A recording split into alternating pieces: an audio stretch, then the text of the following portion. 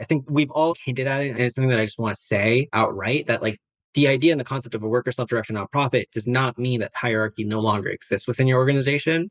And I think oftentimes that is the biggest misconception when I'm chatting with others about this structure. They're like, oh, so you've gotten rid of hierarchy. And it's like, no.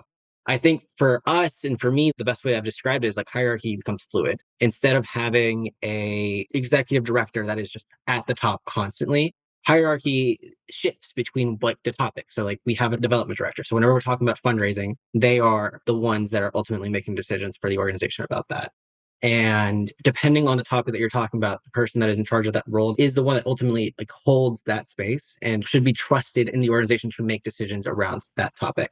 So for us, we've had the opportunity to build that trust within each other. And it is a lot of remaking policies or making new policies that you've never heard of because so many decisions and even inadvertently in a traditional nonprofit fall to the executive director. Like Faye mentioned, when you reach out a decision and you're like, okay, who is making this decision? Typically it fell on the executive directors. We now need to write a policy for when this decision making structure comes up again to be able to know what to do. The idea and ultimately what you want to have is groundwork laid so that when you or somebody else steps into this model, I think another big part of what I've seen is like, how do you get people into this model when you're hiring new people or new people are joining? Because it is a very different model if you're coming from a traditional nonprofit. It is having those policies and having everything written out and laid out so that people can understand how to interact with the structure.